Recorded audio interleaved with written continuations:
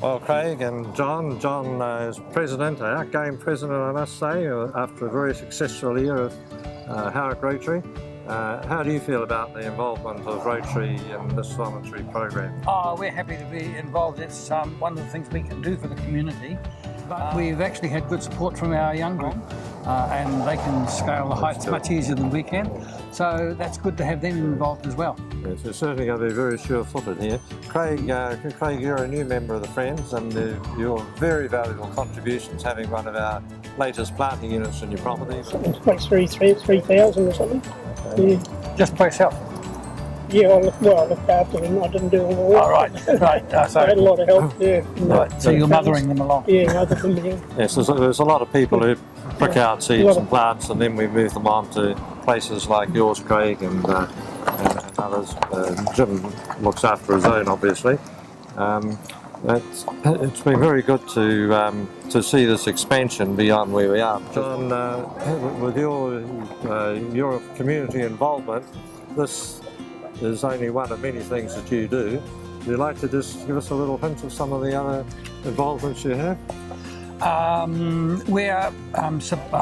major function for the year probably is now Bookarama, where for the month of September we collect pre-loved books, records, videos, DVDs and things, and then in early October we have a big book sale at the RSA. Mm-hmm. That raised a considerable amount of money, which then allows us to support some of the other programs we have in the community. We are supporting a number of schools. We give scholarships for the schools. We subsidise needy children to go to camps.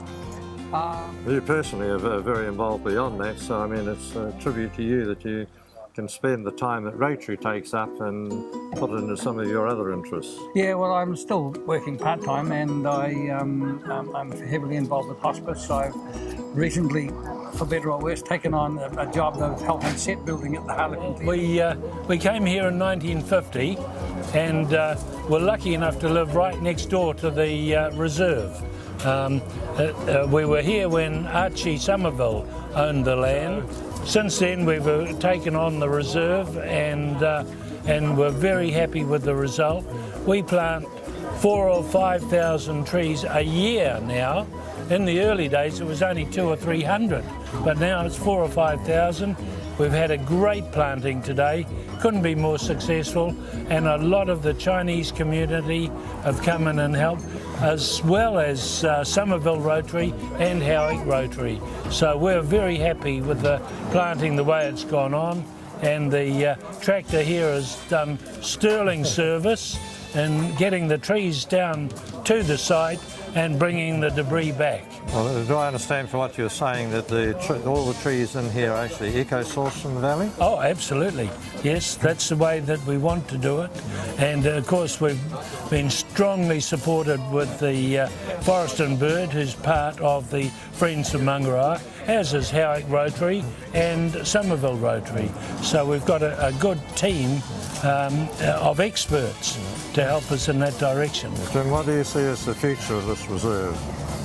I think it's going to be an absolutely outstanding reserve, especially if we can keep farm animals on the reserve, because it's right in the centre of an increasingly built-up area, and it's good for children to be able to come down and have a look at the reserve and see the animals. And we of course keep sheep on the adjacent property, and that's a good variety too, although not suitable for the reserve itself.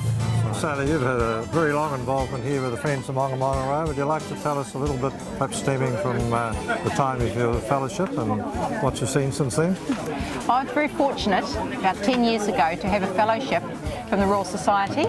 That enabled me to go into the reserve, identify what there was in terms of flora in there, and also to look a little bit at the fauna that was actually there. From that, I've developed my interest within the planting and looked at the restoration work, the monitoring and that type of thing within the reserve.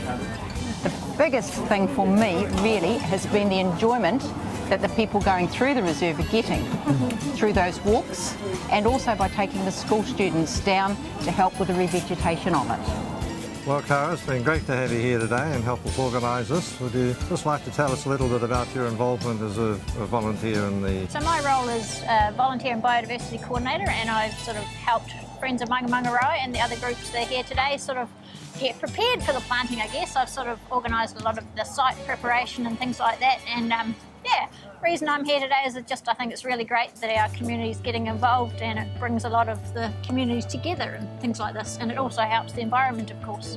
What's your view of the work that you can see has been done over a period? Oh, it's amazing how much work can get done with, just a few people in a few hours. It's amazing how many plants can get planted. How many plants did we plant this morning?